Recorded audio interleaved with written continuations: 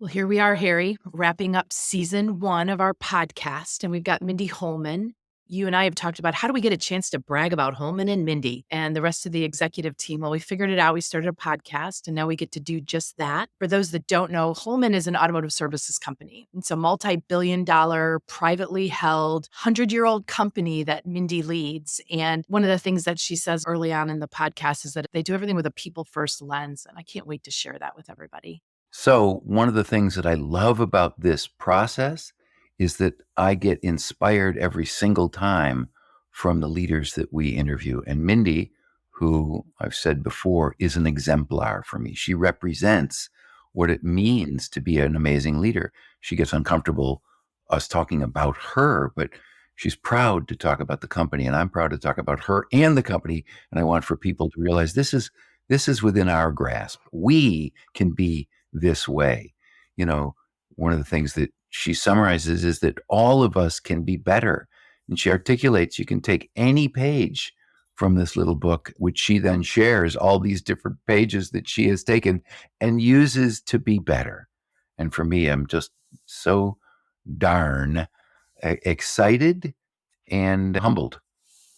And she came by so much of that, honestly. You and I both have some great friends and know some great dealers, a lot of great people in the car business. And Joe Holman, her father, sounds like one of the best. Talk about exemplars. I'm sad I didn't get a chance to meet him throughout my automotive career because he sounds pretty special and sounds like the way that they grew up as a family. He was leading by example every day. You get a little taste of that as she describes her relationship with her dad. And I knew Joe, and he was exactly as she said, but the apple falls directly under that tree. So you do now know. So that's what it looks like. And I hope the world will see this is how one leads. And she's so humble and revealing and authentic and articulate. And I want the world to see, oh, this is how anyone can use this material to be a better person. Speak fluent gratitude. She tells a beautiful story about Shar, this friend of hers that passed away, and how we can be on the lookout for opportunities to express gratitude, not just, write in our gratitude journal. But that to me was a huge takeaway.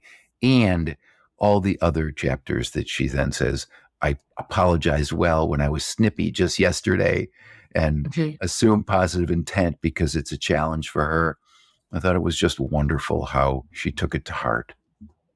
The story about Shar really touched me too. I think that was a good reminder for me. And I've taken that away it's so easy to text and say thank you and to talk to people, but to take the time to write a note, put it in the mail and send it to somebody, that's something I'm going to be doing now too. So I'm inspired to do that. Let's see if I do.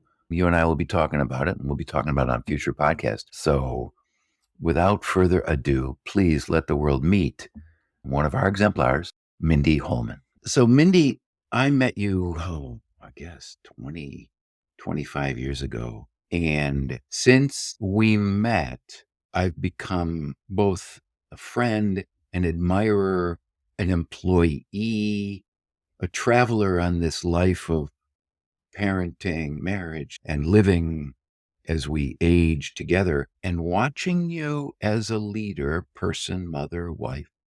It is not an exaggeration to say, I look for exemplars in my life, people who I can look up to and be inspired by and motivated by and try and be a better person because, look, she's doing it, he's doing it, and you are that and have been that for me, besides my friend.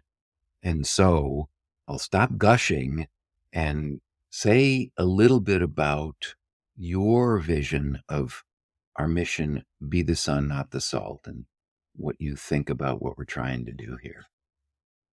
Yeah, well, thank you. Thanks to both of you. It's really a pleasure to be here with both of you, two of my favorite people, on this wonderful journey together. What I love about Be the Sun is its simplicity, Yeah. the simplicity of the message, because anybody can pick up the book, flip through, pick out a chapter, and enact it that afternoon. The messages, they're simple, but they're profound. And I think that we're living in a hard time in this world. Sometimes you feel a little helpless, like there's so much to do, and how do you affect change? And you can in these little ways. You can affect change in the people around you, which can have a ripple effect and just a broader impact. And that's what I love about it. I think those little things, I think that's what you're known for around the organization. I mean, for me to come in this late in my career and work in the automotive industry and be surrounded by people who believe it's a people business first, whether it's clients, customers, or our own partners, that's been big. And so those little things you tell stories about your dad. I would love to have you share one of those stories about kind of your origin and how those little things became so important to you as well. Well, yeah, I grew up watching my dad, and you know, I thought all the car dealers in the world were guys like my dad, and what I learned is wow, just what a unique individual he was. He always used to say, "We're not in the car business; we're in the people business," which was exactly right. He wasn't a big car guy, you know. People used to say, "Mr. Holman, what do you love about the car industry?" And I think that they would expect him to say, "Oh, I get to drive the latest model Mhm. or whatever." And he would always say, "What I love about our business is, you know, bringing in young people, watching them take on more responsibility, giving them the tools they need to succeed, and seeing them rise up through the organization as far as their talent and drive would allow, and know that we were offering them a good job and the opportunity to take care of their families." And you know, now we have this thing called the Holman Way, which is our values and our guiding principles and our purpose. And our purpose is to provide rewarding jobs for our people and give them the opportunity to have a better life for them and their family. And that's a real thing. You know, it's not just words on the wall on a good Yeah. looking poster. It's a real thing. And I'm probably proudest of the fact that we make our big decisions through a people first lens. Yeah. We don't always get it right. You know, when we mess up, we'll try and do better, but we really do make decisions based on how it's going to affect the people around us. I remember meeting your dad for the very first time. It was down in Fort Lauderdale. I was standing in line at a buffet, and he insisted on me going ahead of him. Yeah. And that was his way. That was so typical. You know, you go to a lot of these, you know, big dinners and you're all sitting at different tables and there's a buffet line. So people will come around and say, "Okay, it's your turn to go up." And because he was at that one table, they'd usually come to him first and say, Mhm. "Mr. Holman, go ahead and open Yeah. up the buffet." And he would always say, "No, we would like you to have everybody else go first and come to us last." And he didn't even think about it. You Yeah. know, if Right. he didn't give it thought, it wasn't for show. It's just how he thought it should be. But other people noticed that. And that was just how he lived his life. He Yeah. was the epitome of servant leadership. He wouldn't have even known what that meant, Right. but he just Mhm. did it. It was just innate. So it It, was, w- you know, so that's how I learned. you did Yeah. learn, and you model that too, to Mhm. to an nth degree, which is people who don't know you. What I would love, and I don't know how that we can do this. You know, there's 6,500 employees in Holman, but there's 8 billion people. I would love for all of them who don't know you to know this is possible. You can be like that Mhm. thoughtful, considerate, aware of others, servant leader, human being. And it's not a unicorny way. It's so accessible. You do that Yeah. all the time. And you run into somebody in the hallway and you give them the complete attention that they deserve. I've been with you standing there going, how does she do that? The Mhm. standing there and chatting with someone, no matter who, for how long, and I'm like, amazing. And that Mhm. way of being considerate and thoughtful as a leader, do you work at it? Is it just, well, no, I watched my dad, that's how I was raised. Do you think about being considerate and thoughtful and servanty? Um, sometimes I do. And I don't, that doesn't mean that it's forced. It just means that Mhm, I mhm. have to make sure that I do it well. You know, one of my favorite things is to, like yesterday, I happen to be in Florida right now, and I was walking around our Honda dealership down here, and you know, when I do that, I want to have the opportunity to speak to everybody because I've learned that that matters. I mean, Yeah. it just does. It is what it is. So I'm conscious of making sure that I get to chat with everybody because you learn so much and it's so interesting. It's not about what I'm doing for them, it's what they're doing for me. Sometimes I'm just conscious of my logistics, making sure that you don't miss anybody because you weren't there to begin with. nobody would miss you. But if you make an effort and then you skip over some people, then it matters. So I'm conscious of things like that. You say chat, but I think you're a real listener, and that's what I've observed when I'm in your presence. I feel like I know you're looking at me, listening to me, and you're going to ask a good follow-up question potentially. And it's because you care. So it's not, I never feel like you're just chatting. It's kind of like you're there, you're present. And I think that's what makes it more than just a stop by for people. Well, that's an important compliment to me, Connie. So thank you. I'm really grateful for you to say that. Yeah. Minna, are you an introvert? Yes. Yeah, what's so remarkable is that people don't really appreciate or understand that is that as an introvert, you can be so, It takes energy rather than gathers energy, I think. yeah, yeah. But But you, I still love being with people. Mostly I like talking to people. I like talking to a group of people. But what I learned about it was that doesn't mean you can't do that stuff, but some people gain energy by being, but the more he does, the more he gains. But I need to figure out how much I can do and then like break because I know I won't be doing it so well if I don't. right on, Yeah, right on. I didn't learn to be a good leader of introverts until much later in my career. Oh, Just the way I fire things off quickly. I always trying to help people. I do yeah, it to yeah. my kids. They say as adults I still mouth when they're talking, which I didn't realize I did. But apparently I still move my lips when they're talking. Right. But That's yeah, it took funny. me a long time to slow down and really pull Mhm, people in and give them the mhm, time to process or the time to mhm, just not talk about it yet and come back later to me. mhm. And then once I learned that, it was this like power, this harnessing this power, especially because I was handling a lot of creatives and website, Yeah, developers and people that weren't like me. And oh my gosh, once I figured it out, I was like, wow, what an yeah, that's epiphany. good. Yeah, it's important. It's important. One of my favorite chapters in the book is to be an Olympic listener. Mhm. I feel like listening is the most overlooked part of communication. Everybody wants Mhm. to be a good speaker, which I understand. They want to be a dynamic speaker or just not be nervous when they have to speak and I think writing's actually becoming a lost art also. People don't think about the importance of listening in communication. It's Mhm. so important. If you listen, you're going to learn something, right? You're going to learn about the other person, but you're showing respect. You're earning trust. You're building relationships.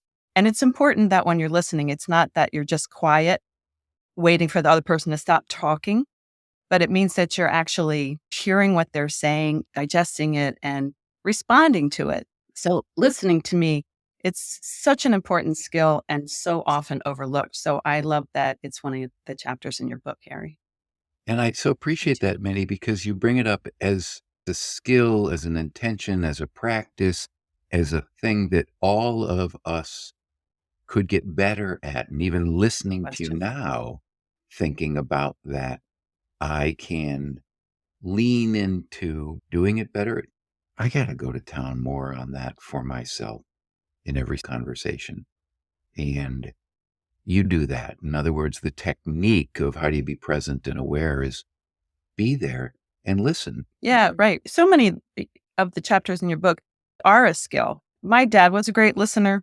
My brothers are really good listeners. Yeah. I've grown up among good listeners. So that was really helpful for Wow. me. If you're in a family with people that really like to talk and you Mhm. got to get at your words, then it's probably more something that needs practice.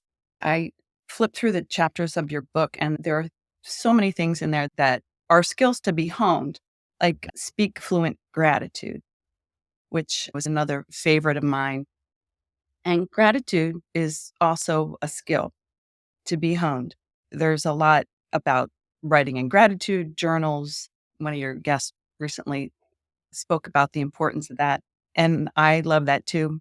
It's funny, I just listened to that podcast with Kim where he spoke about the importance of a gratitude journal. And then I was listening to another podcast with a woman named Jennifer Cohen, who's a fitness expert entrepreneur. And she was saying that, the gratitude journals are great and they're helpful in the learning that skill of gratitude. But she said that your dopamine hit is even higher if you express the gratitude to somebody else. And I thought that was the skill to be on the lookout for doing that. I have a story about my own Okay. journey with that. I had a wonderful friend named Shar. that I started in the business with when I started 37 years ago. And my first real job was, she was the F&I manager at Holman Lincoln Mercury. I became the assistant F&I manager at Holman Lincoln Mercury. We had a rough beginning because she really didn't want any part of me hanging out in her office, like, who's this Holman girl going to come sit in my office? But we sat and shared an office, a tiny little office, for a year and a half, became really close friends. And she was a sister to me. And Shar and I went to Malawi for the first time together in 2019. And a year after that, she was diagnosed with cancer and she passed away in 2021. And Shar was a bright light. And one thing that she loved to do, she was known for writing cards. And not just a birthday card, or you just get a card from her in the mail, just surprised. And she would write on the front and on the back and, inside, and there would be underline and question, exclamation points. And she would just gush and just tell you all these things, why she cared about you, why you were important, and it was funny, at her service, like 3 different people talked about this for her. So I wanted to honor her in some way. So my son Brad helped me make these cards. And this is a picture of a time we were in Florida together. And then on the back, there's a little picture of Shar. And then inside it says that I'm grateful for you. And I invited people at the service to take one and just send it. You didn't have to do the whole Shar thing. You could just send it and sign your name if you wanted to. But I had a bunch of the cards left over. So I decided for the next year, every other week, I was going to send somebody one of these cards. And did I do it faithfully to that schedule? No. But I got pretty close. By the time the year was up, I probably had 25 or 26 that I sent. And it was easy at the beginning because, you have people in your mind. But then I had to, it got a little harder, and I had to be on the lookout for people to send a card to. And I had to be on the lookout for people that I was grateful for. And when it was a goal, and when I was just open to it and mindful of it, I saw so much more to be grateful for, and so many people to thank. I've kind of always had it in my mind that it was a skill to be a grateful person, but that really opened it up to me because I made myself want to do it. And then I found, first it was hard, and they're all over the place, little things. Somebody at Wegman was especially helpful to be finding something on an obscure shelf. But it proved to me that that's the kind of thing that can take practice, but the practice really pays off. Mm-hmm. Boy, do I love that. So just thank you so much for that. What you just shared, we have to be on the lookout for opportunities to do it, not just think it. Yeah. And this little practice, for every one of these podcasts, I always want to take away at least one. Oh, that's good.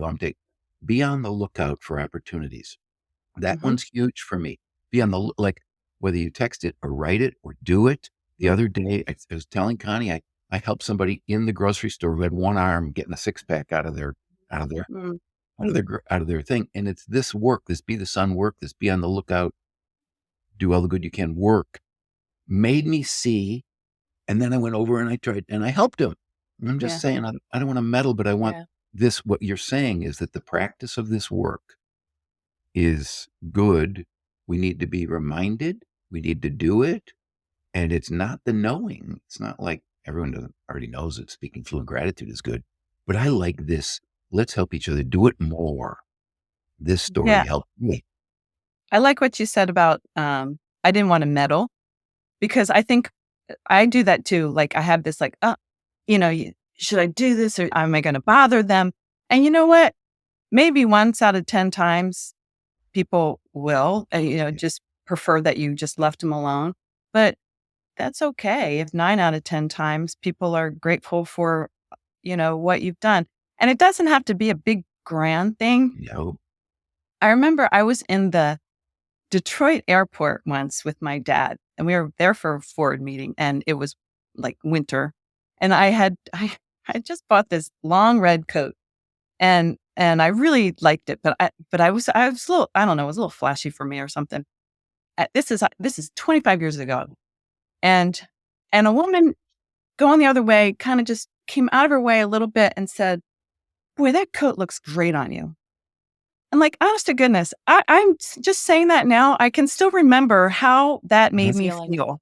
Mhm. And it took her 2 seconds, and I still have the coat. And I Mhm. put the coat on, and I remember that lady in the Detroit airport that went out of her way to say something nice about it. Yep. Such a little thing, but Yeah. it's crazy the impact that it can have. Yep. The crazy that it impacted it. We want, and I'm so excited to be doing this work. Crazy the impact that it can have. It does. It's empirical. It reverberates through everybody. The goodness that we do, the tiniest little ways. So I love that we can do more of Right. this. Not it's so complicated. You don't need to, take a course. You can pick up the Yep. book, And and you I use the book in my head. Like, Mhm. oh, what would the right thing? What would the next right thing be? Mhm. Oh, I know. Saying, bite my tongue. I know. Say a sweet thing. You know what I mean? But It's all Yeah. Harry, I think we've treated it like exercise this yeah, week. yeah. I think what we've Yeah. done, I mean, for me, Mindy, we've got a Teams chat going on too with a Oh, bunch right. of ambassadors within Holman. And so I just put it out there and said, this is going to be a busy week for our team. I've decided I don't want to get lost in how busy work is this week. So every Mm, morning I'm going to text somebody. mm. And I need to be very intentional like that because Yeah. Yeah. sometimes I get lost in the busyness. Yeah. So Yeah. I was very intentional. And once I proclaimed it, of course, then I had to do it. But Right. I've gotten so much back. And I know that Um, we've talked about this, that it's what yeah. you get that fulfillment and it feeds your soul. And then you got so much more to give because you can Mhm. just you just know you're making a difference. It's been a really fulfilling week. It was a good reminder. That's awesome. I love that, Connie. I love the intention of it because Yeah. it's, just putting the goal or the intention or, putting it out there and making yourself follow up on it. I mean, but it hasn't been a big lift for you. And I know that what you've gotten back has been so much more. Yep. So yeah, I love that. You always think you don't have the time. You've got a couple Yeah. minutes. You can always Yeah. take those Yeah. couple Yeah. minutes Yeah. for sure. Yeah. Yeah. Totally. So, Connie, you had a couple of people on your team said they had a Oh, couple of questions for Mindy. You want to fire those off? well, Because I've got a yeah. bunch. Well, what I said, if you guys got a chance to be on the podcast instead of me, what would you ask Mindy? So I had a really great question from Kay. It said, oftentimes people, especially in positions of power, can make a really big impact when owning up to their own salt. What do you think keeps leaders from talking openly about their salt, especially with their employees? Yeah. I think a lot of times people, you know, they're just afraid to be vulnerable because, and maybe especially as a newer leader where where you feel like you just can't let your guard down or you can't show your true self. Um, but I think I know that I have learned that being real, being vulnerable, showing where you made a mistake, apologizing well, another important chapter of your book. Um, why it might feel uncomfortable in the short run, in the long run, I think you're going to show that you're not perfect. You're not above Mhm. anybody else. You need help from others. We're all better when we surround ourselves with good people that can help us and give us advice. There's an awful lot of most things in our company, people can do a lot better than I can do. And I know that, and I'm grateful for all those people that are good at their jobs. I was looking at an engine yesterday and couldn't tell one thing from another. But I think it's another skill because it takes practice. I was flipping through the book and I was thinking, there's some that I kind of know I'm good at, but what are the ones that I can be better at? And I came upon assume positive intent. And I think there are times I find myself to be cynical. And I do it more when I don't know other people. Like I don't do it with our own people. But if I'm driving, somebody goes speeding by me, my first thing is like, oh, he's driving that fancy car and he just thinks he can do whatever he wants. Or, you know what I mean? And I like Yeah. automatically go there a lot of the time. And then, you know, first of all, sometimes I do it and I don't think that I'm a jerk driving that way. But then I realize, what are you doing? You do the same thing. And then maybe he's rushing to the hospital because something has happened, or I mean, you just don't know. So I'm trying to be better at that. And it's usually a conversation with myself. I often go to a negative when I'm around people that I don't know. Mhm. And I don't know why I do that, but I know that that's something I really need to work on because I certainly do it. And maybe it's just an insecurity of my own being around people that I don't know, but I know that that's something I need to do better. So So that was a long-winded answer to that That's a good, question. no, that's So- good. But, That's So actually a good but before I you have think your we need to do. before Yeah. you have your next question, Connie, Mindy, that I love both your vulnerability in that story and also the um I want to be better at it.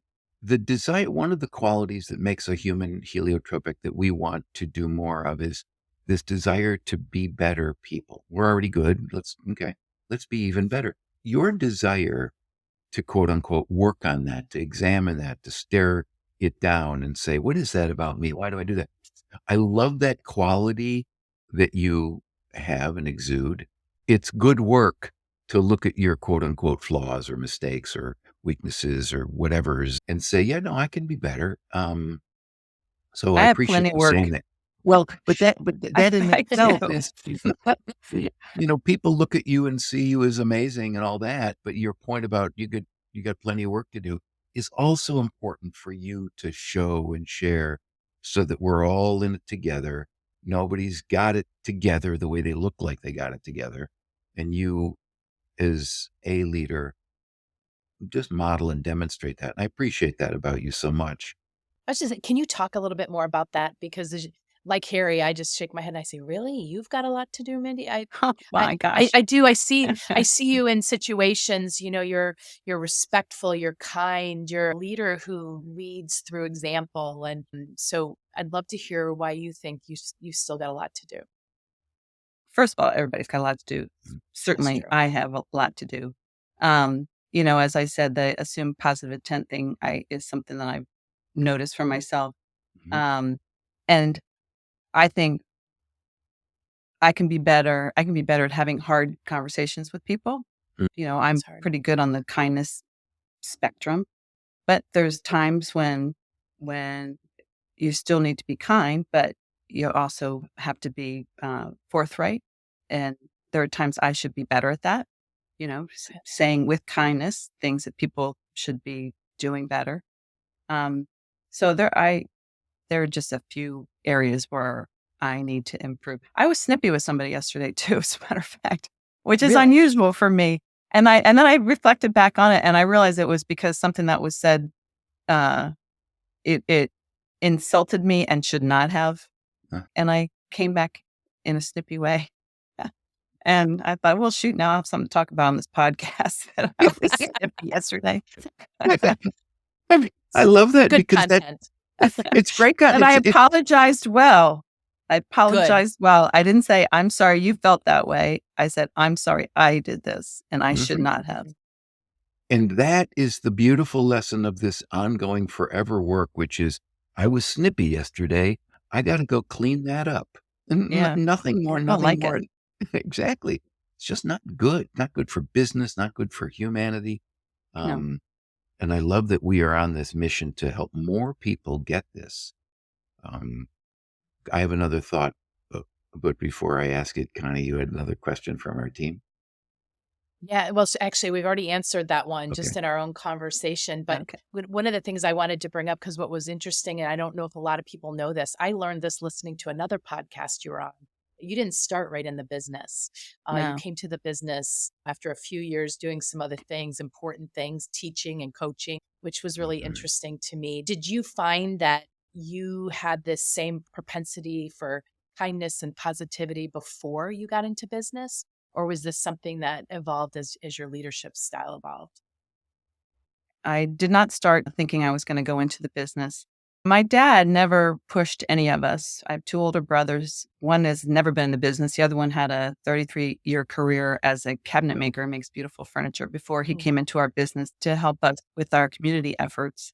My dad never pushed any of either me or my brothers into our business. He wanted us to do what we, thought would be where we could be good, where we'd be happy, where we could serve a purpose. Yeah, I was a teacher and a tennis coach down in Virginia. After I graduated from college, I stayed down there and I got my master's degree. I applied for a doctorate in psychology. I wanted to work with children. I wanted to be a child psychologist, which in some ways I sort of still am in this new job. Kind of. So I applied and I got waitlisted. And they said, you had a good application. We just had a lot of really great applications this year. I suggest to you, you apply next year, and I think you have a really good chance of getting in. So now I had this year where I was just going to, well, what do I do? I could keep teaching. So my dad at that time talked to me and said, if you're not sure what you're going to do, you might consider coming home for that year, working in the business, because at some point, you're going to own a substantial amount of stock in this company, and it'll be helpful for you just to be able to make better decisions when that time came. So I've got nothing better to do. I'll come home for a year, and it was going to be for 1 year. And then I was going to go back and apply. And I had never really considered it because I thought business, was all about numbers and spreadsheets. And I, like my dad, I'm not really a car person, but I consider myself kind of a people person, which was why I wanted to pursue a career in psychology. So I moved up there for 1 year and found out that our business is all about people. It's all about, it's first and foremost about our employees, and it's about our customers, and it's about our communities. And you could impact all those things through our business. Plus, it turned out that all the actual numbers are really like a puzzle to me. I mean, I really am drawn to them as well. That was kind of a secondary thing. But so what I was going to do for 1 year, we're 37 and counting. Yeah. So it was a much better fit Sure. than I thought it would be. And aren't we lucky that psych program rejected you? Because know. look at the Yeah. impact that you're making Yeah. in the lives of all of these people. And you say that the Holman way, our purpose is to create a rewarding career and a better life for our employees and their families. I know that you take that completely like it's an absolute Yeah. truth. And the filter through which I know that you want every single person in the organization to say, well, does that serve that purpose? Is that going to be allowing that person and their family to be okay? And I know how deeply you care for the people and their families. It's so impressive for me because you're a real person who is doing it. That's how you run a company. It's really cool because it's not just about being a successful company and the numbers. It's, are we taking care of our people and their families and our communities and our customers, people who are listening, and their families. That's so unique. and I their think you could families? see you'd see a lot of value statements with other companies would talk about taking care of their people, but to realize and know that it's not only important to the employee, but it's important to the company that their families matter. And that's why there's so many people. I mean, that's one of the first things you learn at Holman is there's somebody down the hall that's probably related to that Yeah. person too. I So know. a lot Yeah, of not just me. grandchildren, children. I Yep, know. exactly.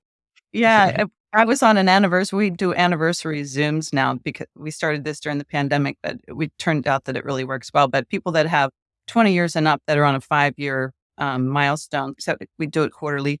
And we were just chatting, and one of the women on the call, her mom, she's been here 30 years. Her mom still works here, and her daughter just started working here. So we've got these generational, Amazing. and there's no greater compliment, I think, than any of us can have than for a parent to tell their child, this is a good place for you to work, to spend your career. Good one. There's just no greater compliment from that. And we have lots of family members in our business. Look, It's a I big mean, tree. I've always said that about any company, the greatest compliment you could say is that I would want Mhm. my son or daughter to work in this company for Mhm. all the reasons. And I am as lucky as they come because my son is working for our company. Oh, and wait, Connie's son is working for our company. Mhm. Now this, Yeah. we wouldn't do that Yeah. for our children were it not Yeah. for the culture and what we think this little company can do for those young people. They're not so young. So I'm Well, just, it's what attracted them because a differentiation in the marketplace now can be hard to come by. Yeah. But when you find a place where you feel welcomed, appreciated, supported, I think that's the driver to come work for Holman, not just because it's a lot of nice people, but it has that too. Well, and I just want to say that, we do have a lot of these family members, but, we don't just hire Ethan and we don't hire Connie's son just Right. because they're related. I mean, because I Right. learned a long time ago that you can't tell people who to hire because it's not going to work out in the long run. Right. So I just want to say that all these people, they get that job on their own merits. I mean, you can't just be a friend of Mindy's or, you know, somebody that knows Harry or it's related to the person Right. that works in billing. They have to come in, they have to stand on their own and they have to prove that they can be, a contributing Yep. member of the team, both in their job Yep. set and in contributing to the culture. So just Yep. a shout out to both your kids. Oh, that's good. Thank you very much. It's an aspiration to create an environment and a culture where people can thrive and be respected and take care of themselves, their careers, their family members, their community. It's such a great company. And I know you are uncomfortable when we praise our company for being so cool, but I want people to come and look at it and say, it can be done. We're never finished. We're always trying to get better. But I do think that it's something that other companies and people can come and look at. We're doing some really good, wonderful things for our communities, for our employees, for the business, for people. And I would love for other people to come and study us, look at us and say, well, how do you do it? Come and ask. We're pretty transparent about that. Yeah, I think that's true. We're far from perfect. We're better in some areas than in others. I'd like to tell you that all 6,800 people that care about this the most. So we're always needing to improve, but I don't like it when you talk about me so much, but I I'm know. good with I know. you when you compliment the company because the company Yeah. is not me. The Yeah. company is this group of really incredible people that by and large do really care about these things. I mean, I talk about gratitude. I have so much gratitude for the people in our company. Yeah, No. well, leading by example, that you can put a people lens on things first and make decisions that way. It's clear it's not just you. You have a Mhm. whole leadership team of people that know how to do that. Mhm. Yeah, we do. Mhm. We do. We're very blessed. Um, Yeah. And so I just want us to continue to do this work and practice these skills to be more effective in our listening, to be more grateful and express it, not just feel it and think it. Mindy has been such an inspiration and a helpful guide for me personally and professionally, being there for me in my darkest hour. She sent me two beautiful quotes, one from Mother Teresa and one from John Wesley, that are chapters in the book. Do all the good you can is chapter 1, and do it anyway is a ripoff of Mother Teresa's quote, no matter what, be heliotropic, do the right thing. These are really simple principles that have guided me. I use them, think about them. I don't mind saying that to you publicly, Mindy, because we all need people to help us be more like that. John Wooden from UCLA reminded people to always point to the person who threw you the ball, so you give credit not for your shot, but for the person who made it. I love that we can find people to be exemplars, to motivate us by their achievements and who they are and how they are, to say, ah, man, I want to be like that. So receive that love. Love received. Yeah. Good. Thank you. I think there's some of these principles that we've been, you two have been talking about for even longer than I've known you. But there was something that you shared at the town hall that inspired me at Yeah. an even Oh, yeah. higher level, which was the Unreasonable Hospitality book. I would love for you to talk a little bit about why that connected with you and how you see that relating to our business. Yeah, that was a wonderful book. But the thing that struck me about the book is when you hear the word unreasonable, it has a negative connotation. And the way it was used in this book in Unreasonable Hospitality, it talked about really all these over the top service things at this restaurant in New York City, rated the best restaurant in the world. And it got me thinking about unreasonable in a different way. We set limits on ourselves by saying that's undoable or too pie in the sky. And I look around our business, we have people doing unreasonable things, going way above and beyond for a customer. But one thing that comes to my heart when I think about that is, Harry, when we traveled to Malawi, a group of people from Holman, we do all kinds of community stuff and it's fantastic. But this group of people wanted to do something international, a mission trip with the company. And so I'm the board chair for this organization called Urban Promise International, which funds ministries in different countries, especially Africa and in the country of Malawi, one of the poorest countries in the world.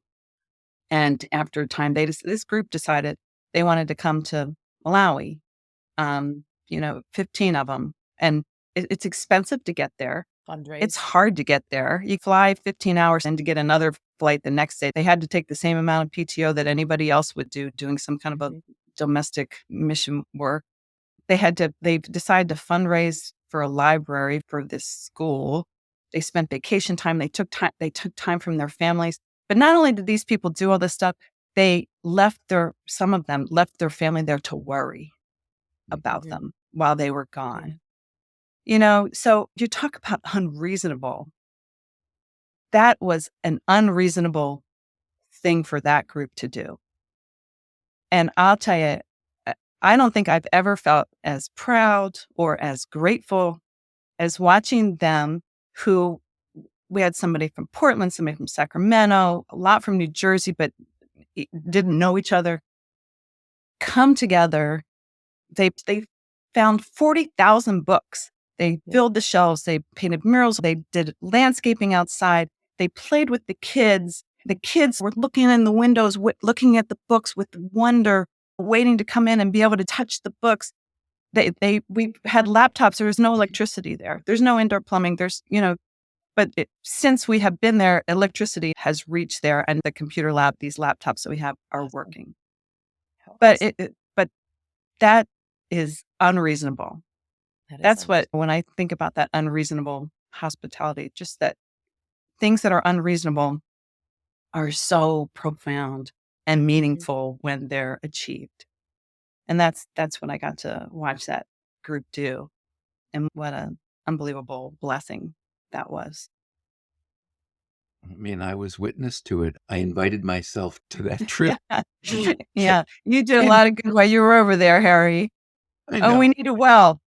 Okay. Oh, we need electricity for this. Okay. Yeah. You've done a lot of good over there. That was another beautiful thing to watch.